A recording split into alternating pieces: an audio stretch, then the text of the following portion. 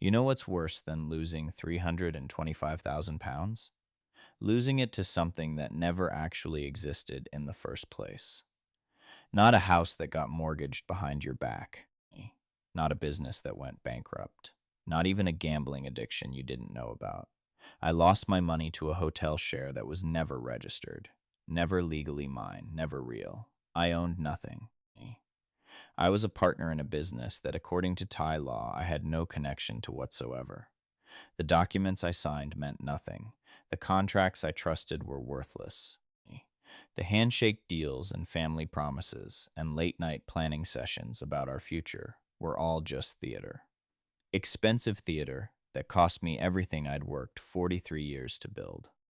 My name is Reginald. I'm 68 years old. I spent most of my adult life managing hotels in the UK. Started as a night porter in Bournemouth when I was 22. Worked my way up through reception, front office manager, deputy general manager, and finally general manager of a four-star property in Bath. I know hotels. I know occupancy rates and RevPAR and profit margins and staff ratios. I know how to read a balance sheet. I know when a business is viable and when it's fantasy. Or at least I thought I did. Turns out knowing hotels in Bath doesn't mean you know anything about phantom partnerships in Pattaya. I got divorced when I was 63. 28 years of marriage ended not with drama, but with a kind of exhausted mutual agreement that we'd both rather be alone than continue pretending we enjoyed each other's company. Sarah and I had stopped being a couple somewhere around year 15. We'd become cohabitants. Friendly enough, polite. But there was no warmth left, no affection. When our youngest left for university, we looked at each other across the dinner table one night and both knew it was over. The divorce was civilized. We split everything 50-50. She kept the house. I took my pension and savings and moved into a flat in Bristol. For 2 years I worked, kept managing the hotel, kept myself busy. My children called occasionally, but they had their own lives. My daughter was in London working in finance. My son was in Edinburgh with his wife and 2 kids. I saw them at Christmas, and that was about it. I wasn't lonely exactly. I was just existing. Going through motions. Wake up, go to work, come home, watch television, sleep, repeat. It wasn't a life. It was just time passing. Then the hotel chain I worked for got bought out by a larger group. Corporate restructuring. My position was made redundant. They offered me a decent package. 18 months salary plus my accumulated pension. It came to about £460,000 total. I was 65. I could retire comfortably, travel, find hobbies, do all the things people say you're supposed to do when you stop working. But the thought of sitting in my Bristol flat watching daytime television until I died made me want to walk into traffic. A friend from my hotel days, a man named Simon, who'd moved to Spain years earlier, suggested I take a trip to Thailand. He'd been there twice, said it was incredible. Cheap, warm, full of life. He showed me photos of beaches and temples and night markets. He told me about the food and the people and how far a pound sterling went. He said I could live like a king for a fraction of what I spent in the UK. I booked a flight for January, 3 weeks. Bangkok, Pattaya, and a few days on the islands, just to see what all the fuss was about. I landed at Suvarnabhumi Airport on a Wednesday afternoon. The heat when I stepped outside was like opening an oven door. I'd expected warmth, but this was something else entirely. The taxi ride into Bangkok was chaos. Traffic jammed in every direction, motorcycles squeezing between cars, vendors on sidewalks. Signs in Thai script I couldn't decipher. It was overwhelming and exhilarating in equal measure. I felt awake for the first time in years. I spent 4 days in Bangkok doing the usual tourist circuit. The Grand Palace, Wat Pho, the floating market. I ate pad thai from street carts and drank Chang beer in rooftop bars. I walked until my feet hurt. I got lost in Chatuchak Market and had to pay a tuk-tuk driver twice what the journey was worth to get me back to my hotel. I loved every minute of it. For the first time since the divorce, I felt something other than numb. Then I went to Pattaya. I'd read that it was touristy, a bit seedy, not the authentic Thailand that travel bloggers raved about. But Simon had recommended it, said it was more relaxed than Bangkok, easier to meet people, better beach access. I booked a hotel on Beach Road and took a bus down from Bangkok. The journey took about 2 hours.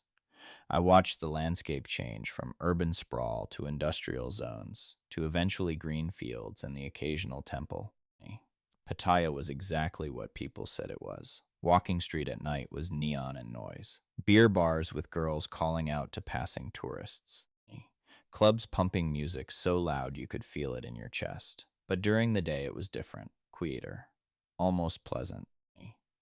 I found a cafe near Jomtien Beach that served decent coffee and English breakfast.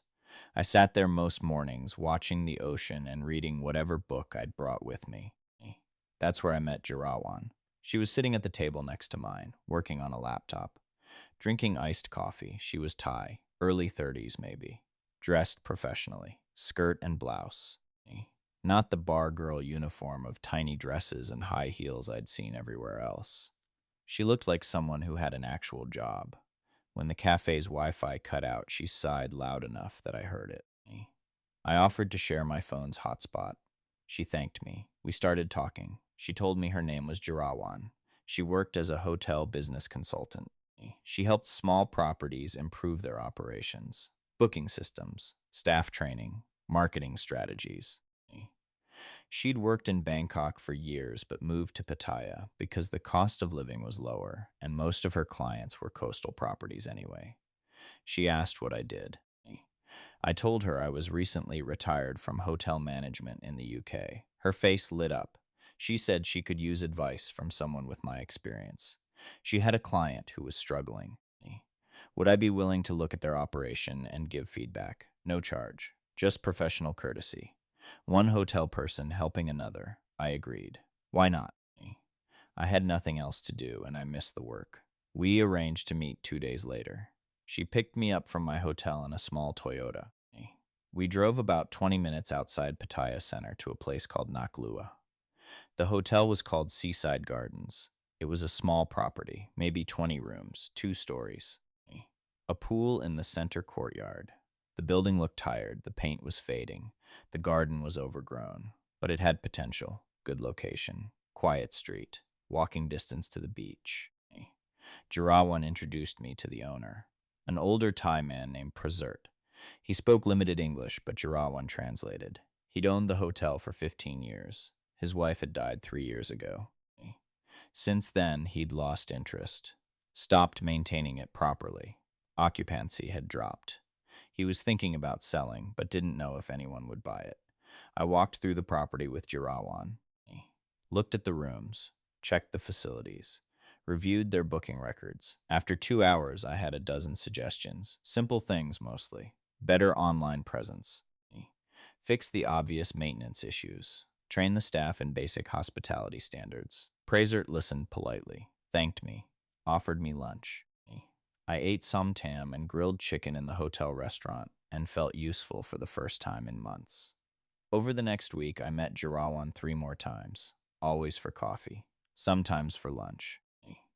We talked about hotels in Thailand and life.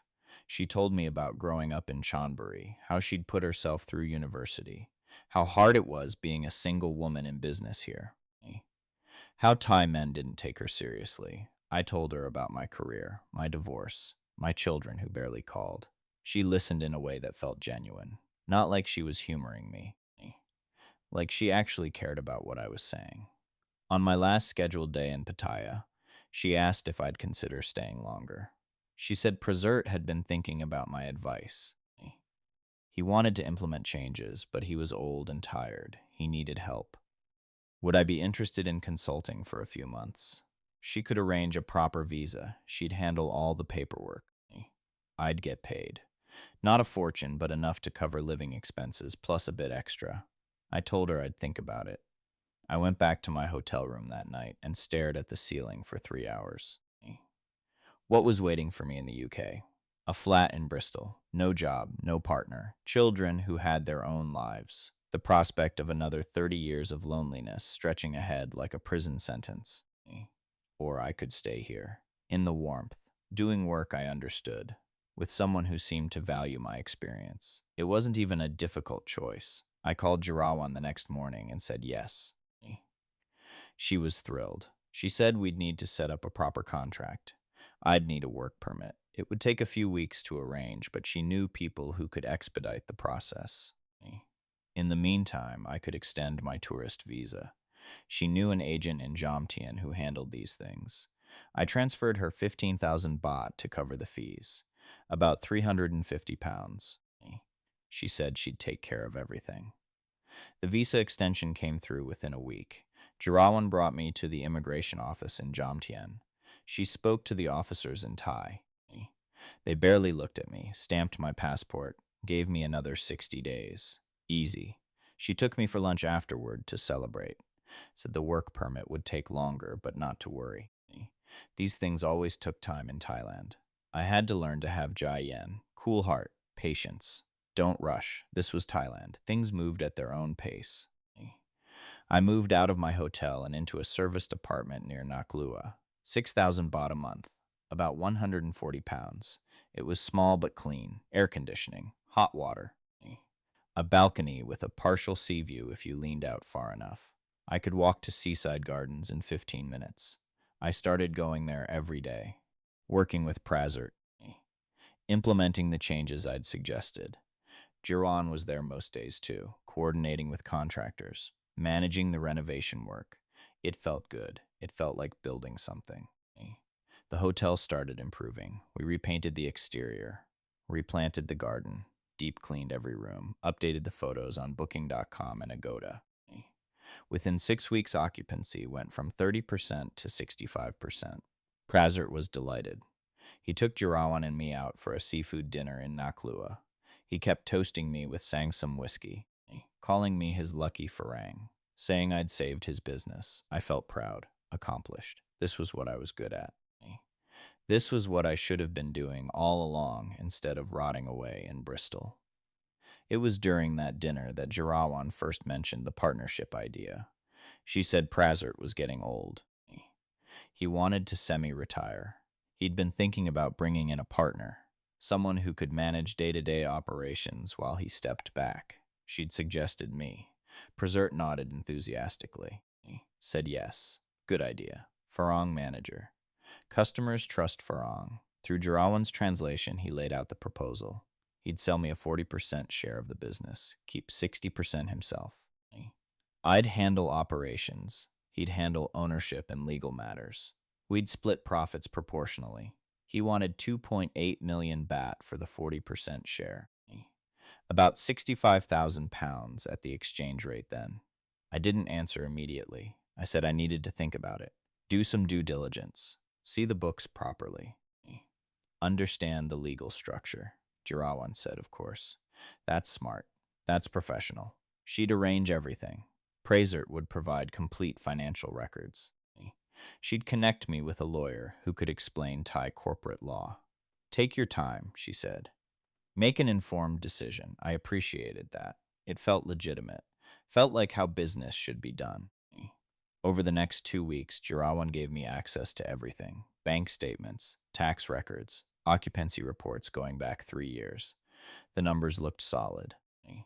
The hotel had been profitable before Prazert's wife died. It had declined since then, but was recovering now. With proper management, it could easily generate 60 to 80,000 pounds profit annually. My 40% would be 24 to 32,000 pounds a year. Plus, I'd live in Thailand where my expenses were minimal. It was better than anything I could do with that money in the UK. Better than leaving it in a savings account earning 1% interest while inflation ate away at it. I met with the lawyer Gerawan recommended. His name was Wichai. His office was in Pattaya Center. Small place. 3rd floor walk-up. He spoke decent English. He explained that under Thai law, foreigners couldn't own land, but they could own businesses that operated on leased land. Seaside Gardens was built on land that Prazert owned. The hotel operation itself was a registered company. I'd be buying shares in that company. My name would be on the shareholder registry. I'd have legal ownership of my 40%. He showed me example documents. explained the process, said it would take about 6 weeks to complete all the paperwork. His fee would be 40,000 baht, about 900 pounds, I agreed. I transferred 65,000 pounds to Gerawan's Thai bank account. She'd set up a company account for Seaside Gardens, but it wasn't active yet. She said once all the paperwork was filed, we'd move the money into the proper corporate account. For now, she'd hold it. I trusted her. She'd been nothing but professional and helpful for months. Why wouldn't I trust her? The paperwork process began. Wichai had me sign multiple documents, some in English, most in Thai with English summaries. He explained each one. Articles of association, shareholder agreements, management contracts, pages and pages of legal text. I read the English summaries. They all seemed standard, everything Wichai had explained. I signed where he indicated. Gerawan witnessed some of the signatures. She told me how excited Prasert was, how this partnership would transform the hotel, how lucky they were to have found someone like me. 3 months after I'd first arrived in Pattaya, I received my formal shareholder's certificate. It was printed on heavy paper, had my name on it. Reginald, 40% shareholder of Seaside Gardens Hotel Company Limited. There was a company seal, signatures. It looked official and legitimate. I felt like I'd made the right decision. I'd taken my redundancy money and invested it in something tangible, something I understood, something that would provide income for years. Gerawan and I had become close during this time. Not romantic exactly, but something heading in that direction. We had dinner together most evenings, sometimes at the hotel, sometimes at restaurants in Naklua or Jamdian. She told me about her previous relationships, Thai men who'd disappointed her, who'd wanted traditional wives who'd cook and clean and not have opinions. She said I was different. I treated her as an equal. I valued her intelligence. After one dinner, walking along Jomtien Beach, she took my hand. It felt natural. Right. Like this was where I was supposed to be. She started staying at my apartment, first occasionally, then most nights. Then she just moved in, brought her clothes and laptop, and made herself at home. I didn't mind. I liked having her there. Liked waking up next to someone. Liked having conversations over breakfast. She paid for groceries sometimes. Cooked Thai food that was better than anything I could get at restaurants. Made my small apartment feel like a home instead of just a place I slept. 6 months into the partnership, Gerawan suggested we expand. She'd been talking to Prasert. He owned another property nearby. Just land at the moment. But it had potential for a second hotel. Smaller, maybe 10 rooms, boutique concept. If we built it, we'd capture more of the market. She'd been running projections. A 10-room boutique property could generate another 40,000 pounds profit annually. My share would be another 16,000 pounds. But we needed capital for construction. She estimated 1.6 million baht, about 37,000 pounds. Would I be interested in investing? She and Prasert would match my investment proportionally. We'd all profit together. I hesitated. That was a lot more money. My initial investment had been 65,000 pounds. Another 37 would bring me over 100,000 total. More than 20% of my savings. But the logic made sense. The first hotel was performing well. I was drawing 15,000 pounds a year in profit share. Another property would nearly double that. The math worked. I agreed. I transferred 37,000 pounds to Gerawan's account. She said we'd start construction within 2 months. Just needed to finalize permits and hire contractors. She was handling everything. I should focus on running Seaside Gardens. Let her deal with the administrative headaches. I was happy to. Running the hotel kept me busy. Occupancy had climbed to 78%.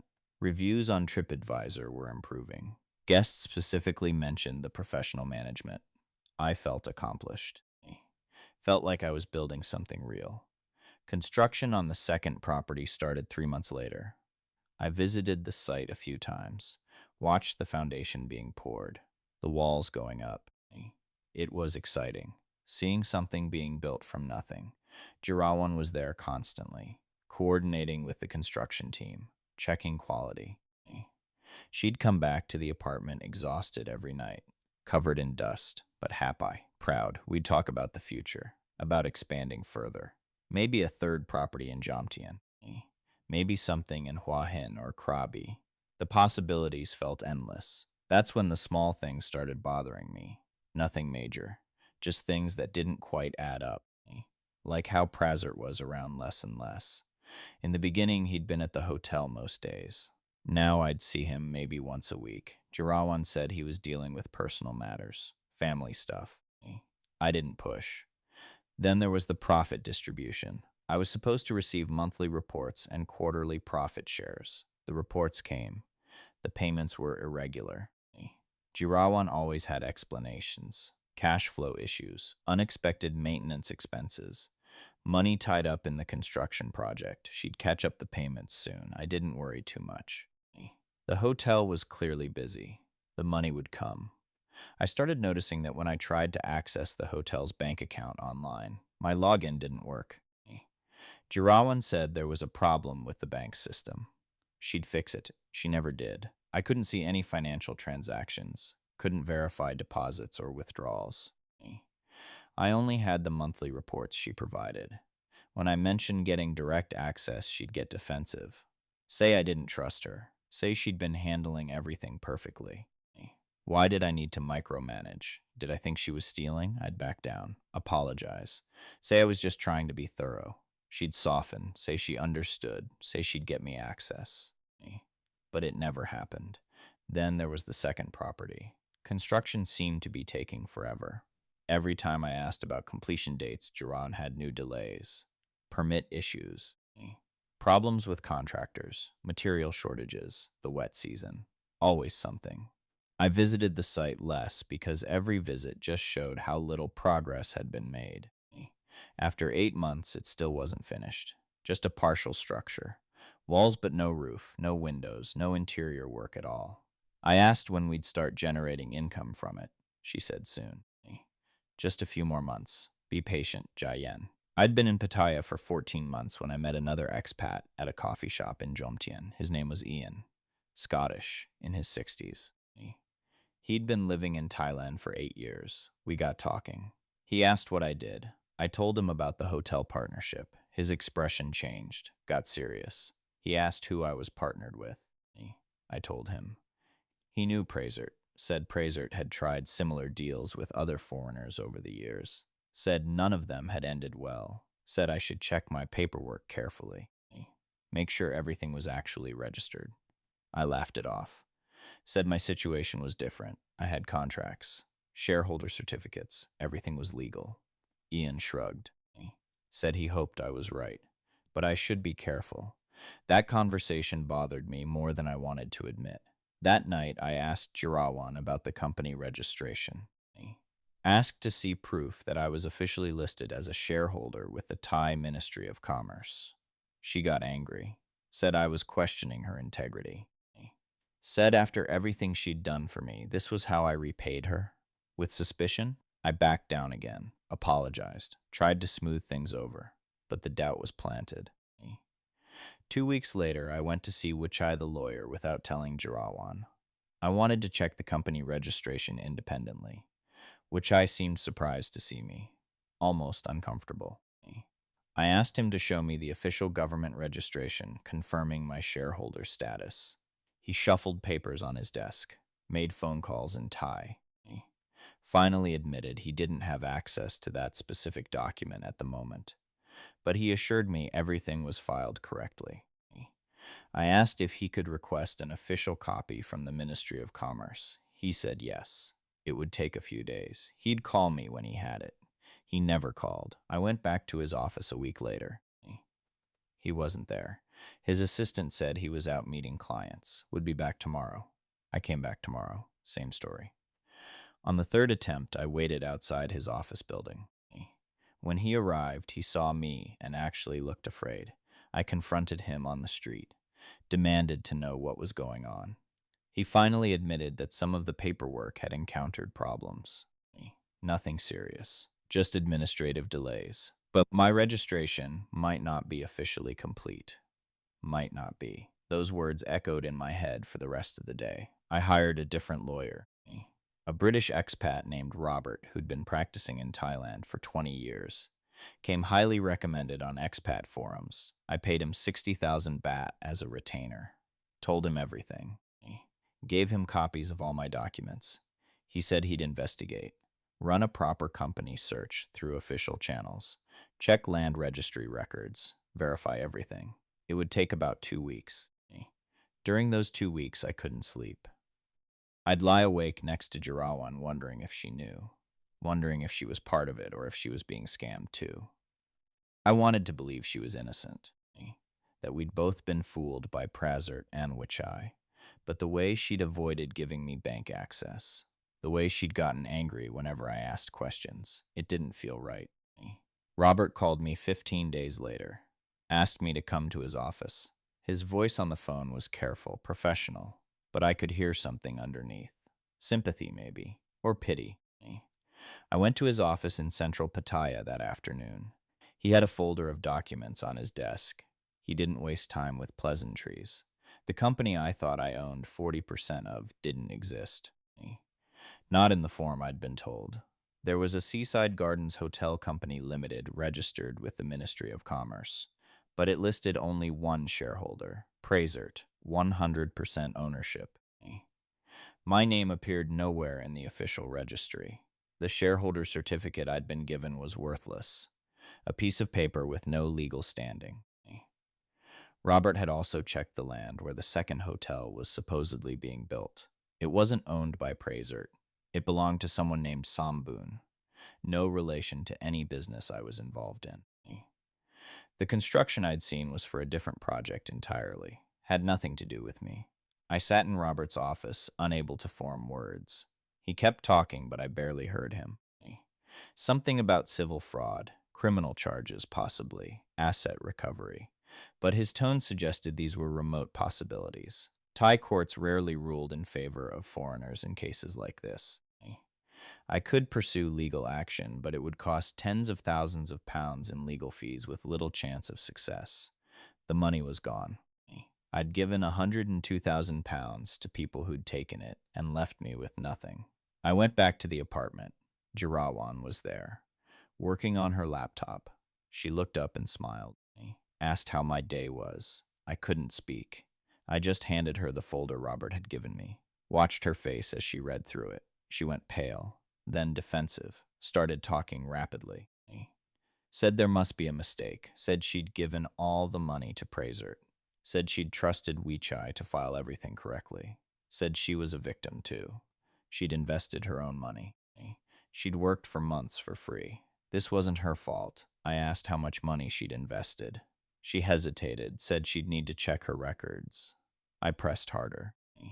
Said I wanted an exact number right now.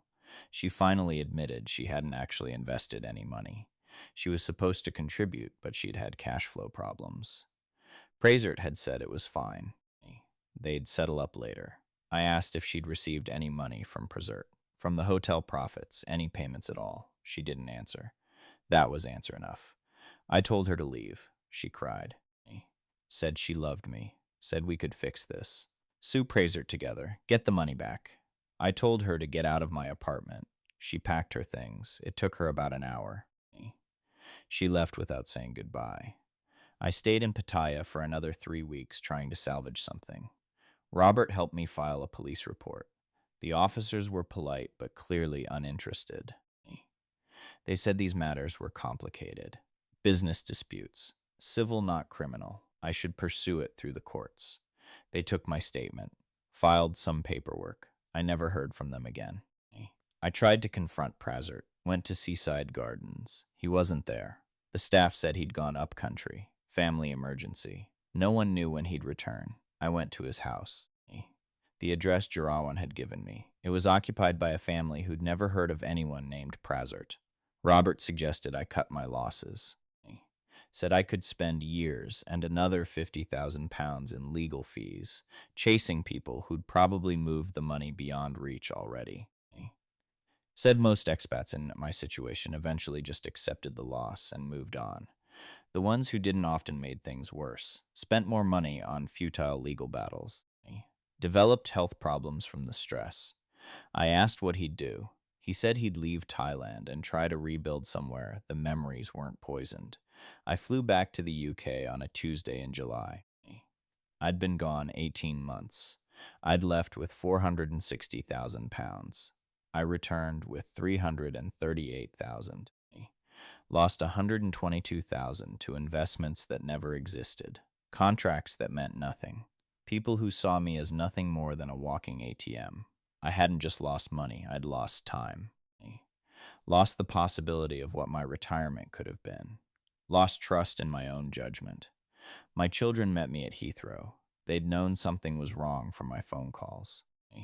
I'd tried to hide it, but they could hear the defeat in my voice. My daughter hugged me at arrivals and started crying. My son just looked angry. Not at me, at the situation, at the people who'd done this.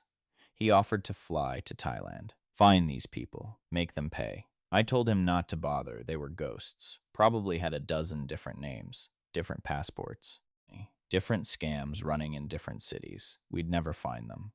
I moved into a small flat in Manchester, cheaper than Bristol, closer to my son and his family. The flat was depressing, gray, cold, the opposite of Thailand in every way. I spent the first month barely leaving, just sitting on a second-hand sofa watching television I didn't care about. My daughter visited every weekend, brought groceries, tried to get me to talk about it. I didn't want to talk. What was there to say? I'd been stupid. I'd trusted con artists.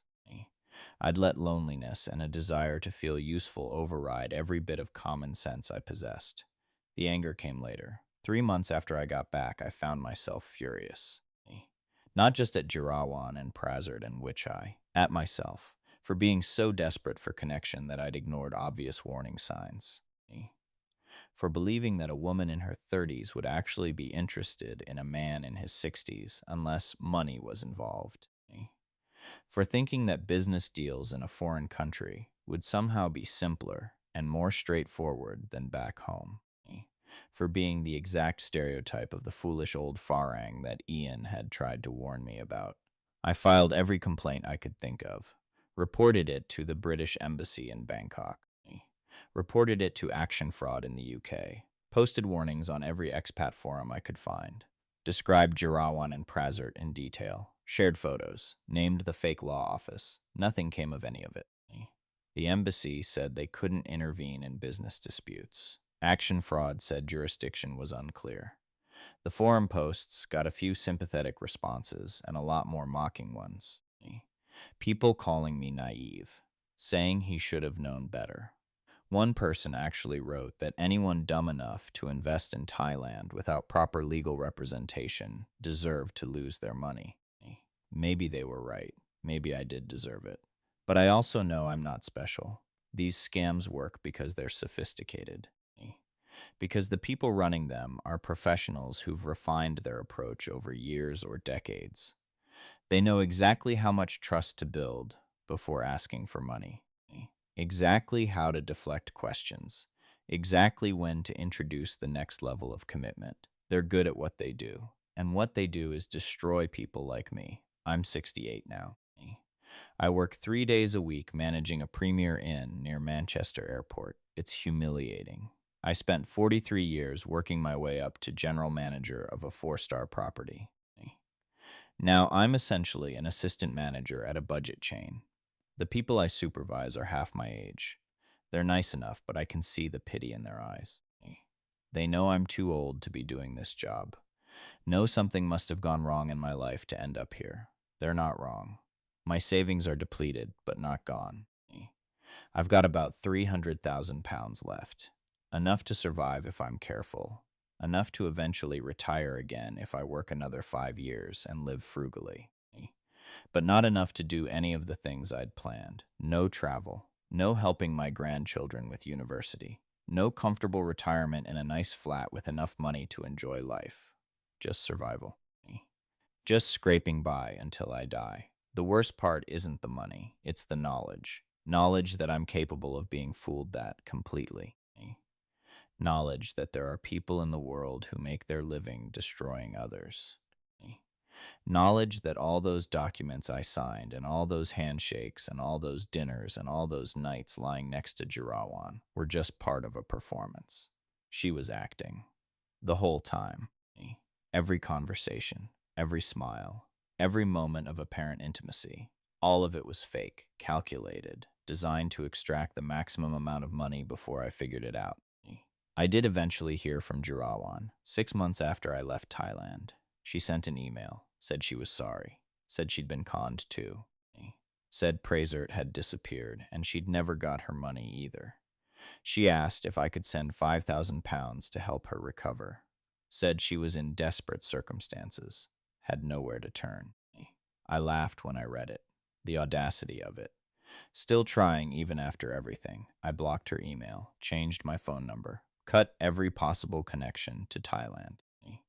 Sometimes I wonder if any of it was real, if there really was a hotel, if Seaside Gardens actually existed, or if that was fake too. I drove past it once during those final weeks. It was still operating, still had guests. But I don't know who owned it. Don't know if Prasert was ever really involved or if he was just another actor in the play. The whole thing feels like a dream now, a very expensive nightmare that I can't wake up from. Here's what I learned, and I'm telling you this because I don't want it to happen to anyone else. If someone approaches you with a business opportunity in Thailand, especially in the hospitality industry, do not proceed without independent legal verification. Not a lawyer they recommend. Not a friend of a friend. An independent lawyer you find yourself through official channels, someone with credentials you can verify, someone who has no connection to the other parties. Get that lawyer to run a complete company search through the Thai Ministry of Commerce. Get them to verify land ownership through the land registry. Get them to check every document against the official records.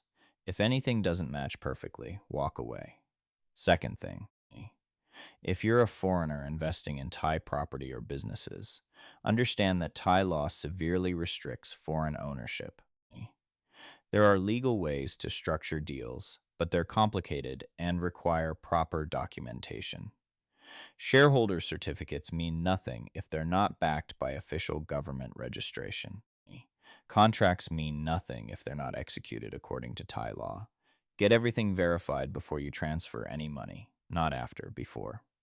Third thing, be honest with yourself about why you're there. If you're a man in your 60s or 70s and a Thai woman in her 20s or 30s is showing interest in you, ask yourself why. Maybe it's genuine, but probably it's not. And if there's money involved, if you're funding her family or investing in business opportunities she's presenting, it's definitely not genuine.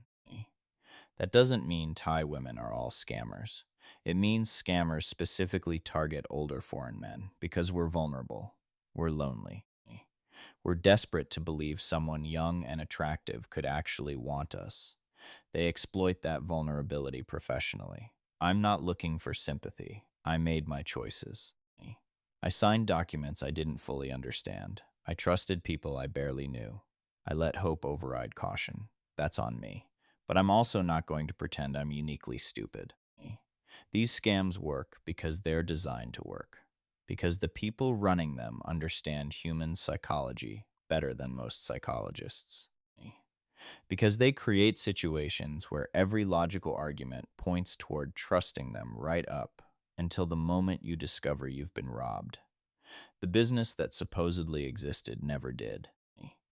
The partnership I thought I owned was fiction. The woman I thought cared about me was playing a role. The lawyer I paid was probably in on it from the start. The shareholder certificate hanging in my flat in Manchester is worthless paper. I own nothing. I am partner in nothing. I invested £102,000 into smoke and mirrors. But here's the thing I've realized over the past year. I survived it. I lost a third of my savings, but I didn't lose everything. I still have enough to live. I still have my children and grandchildren. I still have my health. I still have years ahead of me. The experience didn't destroy me. It damaged me. It made me cynical and suspicious, and probably meaner than I was before. But I'm still here, still working, still breathing, still capable of enjoying a decent meal or a good book or a conversation with my grandchildren. Gerawan and Prasert and whoever else was involved took my money. They took 18 months of my life. They took my trust and optimism. But they didn't take everything. I'm still standing, battered, poorer, wiser in ways I wish I didn't have to be, but standing. That's more than some people in my situation can say. I've read stories on those expat forums, men who lost everything, who ended their own lives, who couldn't face the reality of what happened. I understand that impulse. I felt it myself during the darkest weeks. But I'm still here, out of spite maybe, out of stubbornness, definitely, but still here. If you're reading this and you're in a similar situation right now, get out. I don't care how much you've already invested. I don't care how good the opportunity looks. I don't care how much you trust the people involved. Get an independent lawyer. Verify everything. And if anything, even the smallest detail doesn't check out, walk away. The money you've already spent is gone. Don't throw good money after bad trying to salvage a scam. And if you're reading this and you're thinking about investing in Thailand in the first place, ask yourself why. Is it because you actually understand the business opportunity? Or is it because someone charming is presenting it to you in a way that makes you feel special? Is it because the numbers make sense, or because you want to believe they make sense? Be brutally honest with yourself. Your money is worth more than your ego. I'm 68 years old. I work at a premier inn. I live in a small flat in Manchester. I have £300,000 left of the 460,000 I retired with. I own 0% of a hotel in Pattaya that may or may not have ever been available for partnership. I spent 18 months building something that never existed, and I survived it. That's my story. That's my warning. That's what happens when you trust the wrong people in the wrong place at the wrong time in your life. Learn from it, or don't. But don't say nobody tried to tell you.